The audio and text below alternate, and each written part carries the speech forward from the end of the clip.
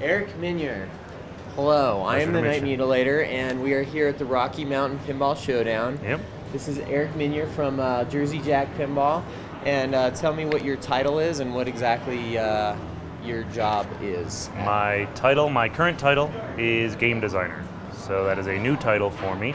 I was the electrical engineer for the company who designed all the electronics for our first 3 games, and now I've been raised up in the company to be the game designer. So it's some big shoes to fill. Yeah, right? A lot of pressure, a lot of responsibility. Oh, yeah, sure. It's like the entire company fate rests in my hands. So, come up with a good game, a little basically. Bit of a... Right. Yeah. Youngest person in the company. Yeah, how old are you? I'm 29. 29. Yep. Is that one of the youngest designers of pinball ever? I think so. So Pat came out with his first game when he was in his early 30s. I think he was like 32 or 33. That was Bonsai Run back in 1988, the year I was born. Wow, crazy. I don't know when Richie came out with, how old he was when he came out with his first game, but I'm definitely the youngest currently, for sure. Okay. I think Borgie is the next youngest designer, and he's in his 40s. So what got you into it? From what you were saying yesterday, is you did the 2.0 light board on Wizard of Oz, and then that kind of like spurred the discussions of becoming a designer? No, it was more. So I grew up working on games. I've been around games my whole life. My dad owned 110 arcades in the Wisconsin Dells area, and there were 5 employees to service those games. Me, my dad, my brother, my mom, and my uncle. Like, we took care of everything. So I had to learn pretty quick how to fix games and how to make them work again. And going to school for my degrees after I thought I was done with the gaming stuff, all right, 18 years old, time to go out, get a degree, and never look back at the gaming world. So got my electrical degree, got my master's degree in mechanical, and then saw Jack at a show in Milwaukee back in 2012, gave him my resume, and came on board. So the game designer role kind of opened up after Joe Balser left our company. Pat is doing games for us, but he can't do a game every year, so we need to find someone else. So the idea was, do we go out and try to see if there's anyone else still in the industry that wants to come aboard with us, or do we try something new? And I put my myself out there as I understand mechanical, I understand electrical, I'm a good player, I understand software.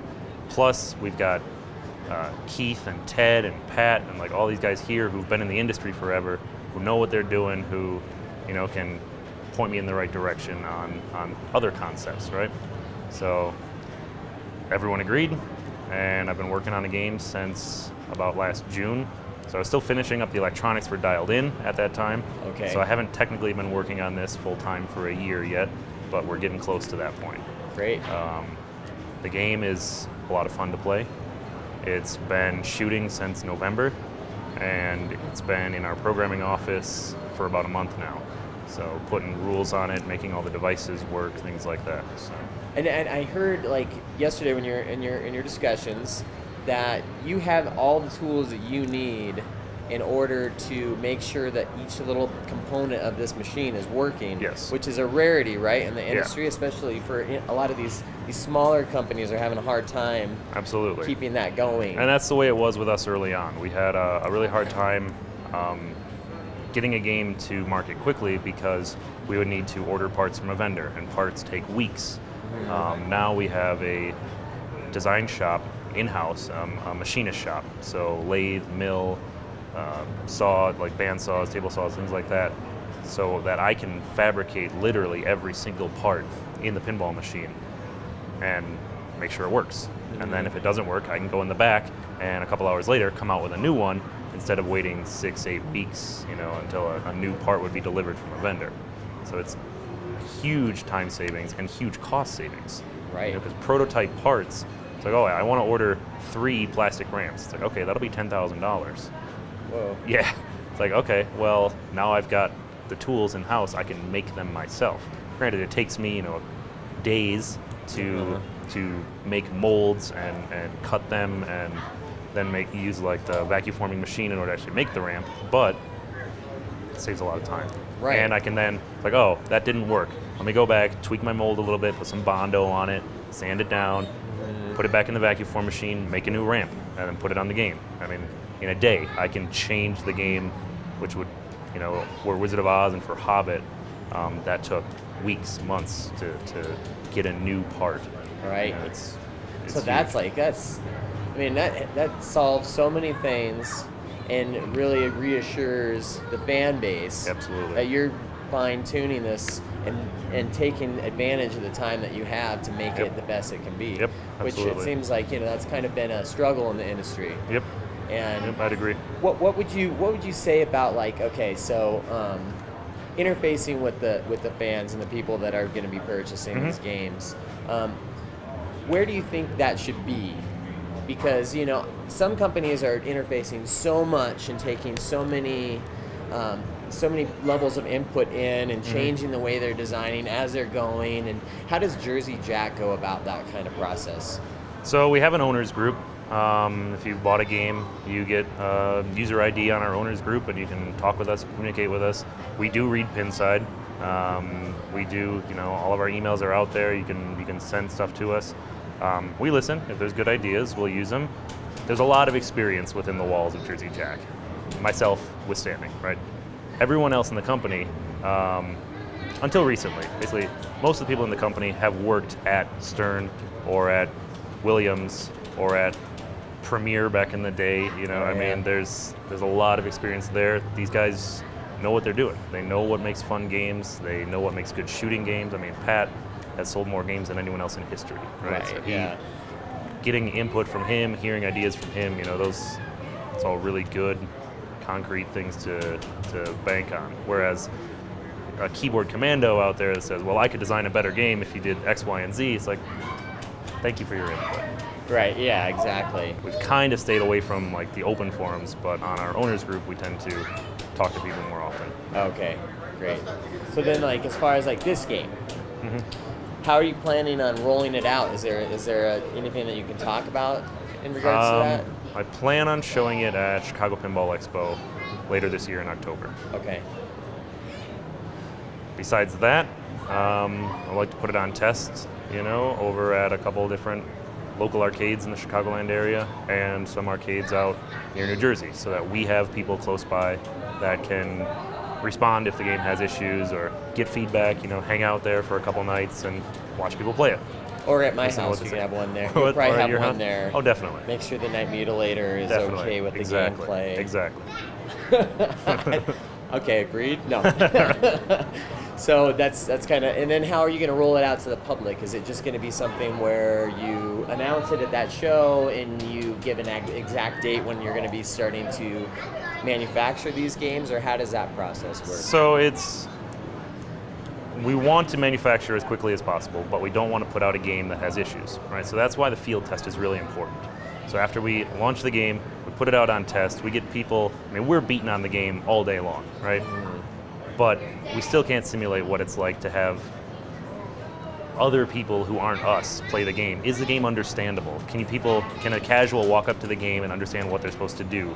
Do they understand the rules? Do they understand what the toys do? Things like that. So watching other people, getting feedback from them in a public setting really helps make a good game. We did that with Dialed In. There were tweaks, there were modifications, and it's a much better game because of it. You guys do any pre-orders usually, or how does that process work? Because I know that Dialed In has pre-orders. You just put a deposit down. It kind of has pre-orders, right. So with Wizard of Oz, we did pre-orders, right? People paid in full to buy their spot in line, right? Okay. And then we did something similar with Hobbit, and we're not doing that anymore. Now it's, you put down a 100% refundable deposit to secure your place in line. It's $250 for Dialed In, and we'll probably do the same thing for my game. What that does is just give us a gauge of how many people are interested in the game, how many parts we order for our first run, things like that, without really too much risk to the public. We're not sitting on hundreds or thousands of your dollars, in our bank account as opposed to your bank account. Yeah, which is. I think it's a much better way of doing it now. Yeah, right. Yeah, exactly. Right. And it's especially with what's been going on. Yeah, you have absolutely. to do that. Yep. You were also saying that 90% of Jersey Jack's market is collectors and 10% is operators. Yep. We're hoping to change things, but that's where the current market is. Most of these games are going into people's homes. These are the guys that grew up playing pinball on the street, and now they have the disposable income to buy the games and make their own arcades. A lot of operators. Me. You just described my whole life. Yep. Operators have kind of fallen off of pinball because it's a machine that requires maintenance, right? Whereas a claw machine or a video game, they don't require a lot of maintenance in them. So unless you're passionate about pinball, most people aren't putting them out on route. Now again, we're hoping to change that. Pat is pushing harder and harder because he is a guy from the 90s, from the heyday of pinball, right? He put 22,000 Addams families out on route. He knows what it's about. And getting more people in the public to realize that pinball still exists, that's how we grow our fan base. So there are incentives out there for operators from Jersey Jack, from some distributors to get games out on the street and make it so people see them again. Yeah, right. Yeah, now, I've been trying to figure out which Jersey Jack game to get. I can't figure it out because they're all so awesome. Yeah. And that's what I love about Jersey Jack is it's like the quality is like up there. There's so many cool toys. Like you were saying the Wizard of Oz had unlimited budget or something. Yeah, like so that. when Jack started the company, he said, put everything in there in the kitchen sink and we'll take care of it. And that's what we did. That game has 5 flippers, 5 magnets, 2 upper play fields, a bunch of interactive toys, and it cost a lot to make. I mean, we sold the game originally for $6,500 and we were losing money.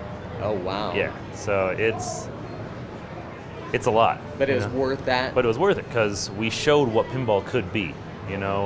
We brought back the fully immersive, interactive, lots of toys, lots of fun stuff to do in the game. Not stripped down and minimum bill of material to make a game. So we made a premium game and people love it, and it got us to make Hobbit, which is another premium game. There's 11 individual settable and resettable drop targets in there. There's the moving talking dragon, the 4 beast mechs that pop up. It's another game packed full of stuff. It may look kind of bare from the top, but if you flip that play field up, if you can lift it, there's a lot of stuff out there. I got footage of that, and I was like, whoa, what? Yeah, that game weighs 400 pounds. Does it really? Yeah. Oh, wow, so it's going to be a heavy mover. Beast. Yep. That's what I was just moving Twilight Zone, and I'm just like, I don't know if I can do this again. Yep. So it's going to be like that. It is. Yeah. Yep. But that's what's cool. You pack the features in, and I always love those like hidden discoveries in games. Yep. And like when you were showing us yesterday, all the different little hidden gems, nuances. Yeah. I was just like, okay, I'm sold. Yeah. Because I wasn't sold on The Hobbit originally, and now I'm totally sold. I'm trying to figure out today how I'm going to buy it. Right on. And that's what's amazing. Yeah. About the discovery of gaming and the secrets of gaming, and I think that's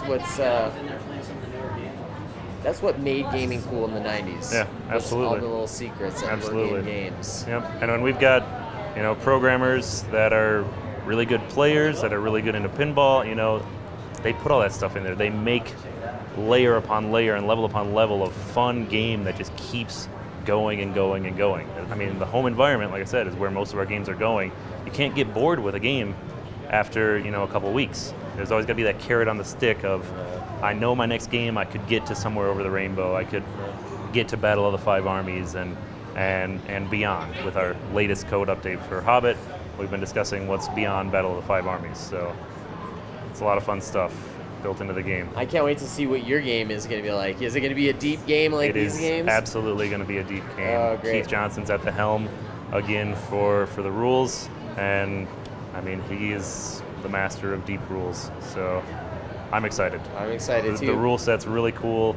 All the concepts that we're coming together with, it's going to be a lot of fun. Awesome. So then, for the Rocky Mountain Pinball Showdown, have you been here? I have not. This is my first year. This is my first time ever in Denver, actually. What's your impression? Colorado. What did you think? It's a good big space. It didn't get like overwhelmingly hot or super loud. I mean, it is a pinball show, so it's loud. Right. But doesn't seem like everyone in there has their games cranked up to maximum volume, which happens at a couple other shows.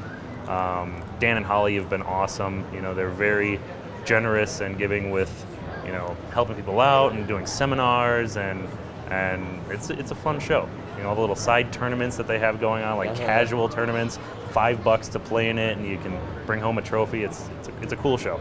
Yeah, or you could be right at the bottom like I was this year.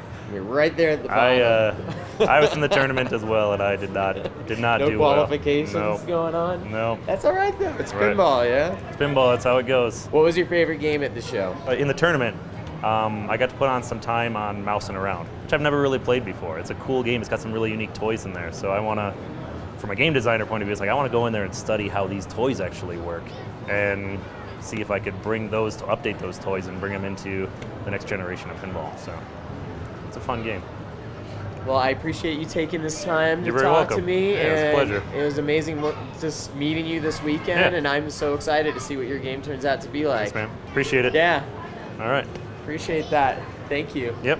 And cut.